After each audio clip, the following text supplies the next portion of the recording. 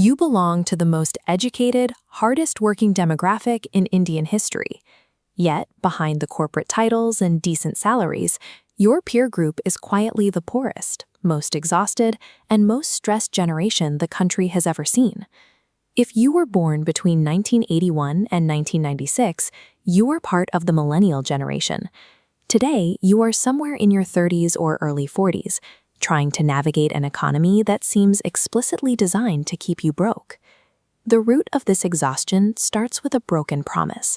Growing up, your parents handed you a very specific formula.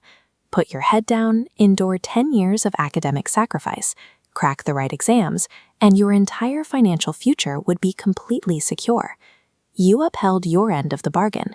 You abandoned your hometowns, moved to massive urban centers, cleared the brutal interviews, and secured jobs that paid packages your parents could never have imagined. This chart shows what happens to that top-tier modern salary. You earn a high gross number, but it is instantly crushed by exorbitant rent, heavy loan payments, and basic urban living expenses. By the end of the month, your actual savings are practically zero. You are trapped. You are the sandwich generation, caught between the heavy expectations and judgment of your parents above you and the carefree mockery of the generation coming up right below you. Your parents look at your life and see carelessness. They wonder why you don't own a home yet, or why you have no savings. But their judgment is anchored in an older economy, when a single, stable job lasted 30 years and clocking out at 5 p.m. was standard. Look at the math for home ownership in their era. In the 1980s and 90s, an average family home cost roughly 3 to 5 times an annual salary. Buying a house was a highly achievable goal for the middle class. Now, using that same data visualization, watch what happens to the housing market today.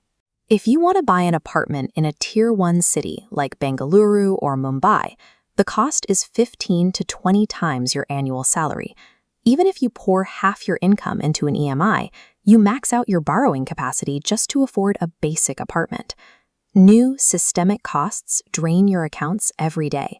You are navigating a society built on convenience apps and endless subscriptions, while simultaneously bearing the weight of your aging parents' medical bills that are far higher than the healthcare costs your grandparents faced.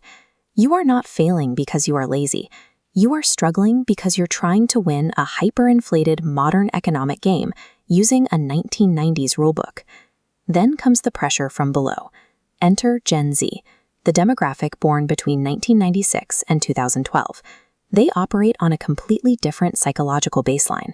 They reject corporate loyalty, refuse to work weekends, and ignore societal pressures. They skip the slow corporate grind entirely. By leveraging AI tools, building personal brands, and stacking freelance gigs, a 24-year-old is often out-earning you, all while criticizing your obedience to middle management.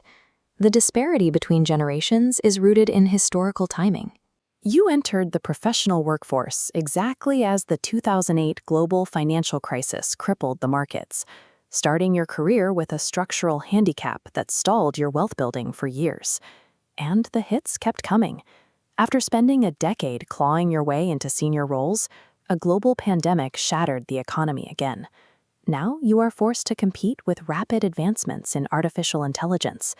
Between the medical bills of the past and the school fees of the future, your income is caught in a vice. This collision of pressures makes the millennial generation the most historically squeezed group in modern India. If you stay on this path, you are on track to become India's poorest elderly population. To survive, you have to stop viewing yourself as an unlucky observer and start radically changing your strategy today. First, bridge the empathy gap. Share the actual math of your life with your parents so they understand the terrain you are navigating. Then, draw a hard line at work. Stop sacrificing your health for corporations that view you as a replaceable line item. Next, steal a page from the younger generation. You can no longer rely on a single salary. Reclaim your weekends, learn AI tools, develop a secondary freelance skill, and ruthlessly cut any spending that exists solely to prove your status to others. The biggest trap you must avoid is urban real estate. Chasing the dream of owning an apartment in a Tier 1 city no longer provides stability. It guarantees decades of crippling debt that will wipe out any chance of a comfortable retirement. Instead, look to Tier 2 or Tier 3 cities, or your hometown. Buy land or a house where the costs actually make mathematical sense. You can clear the loan rapidly, secure a permanent physical asset, and eliminate rent from your retirement years. True financial freedom for your generation requires opting out of the metropolitan status game. You have to intentionally unlearn the idea that success means owning a luxury high-rise in a major tech hub.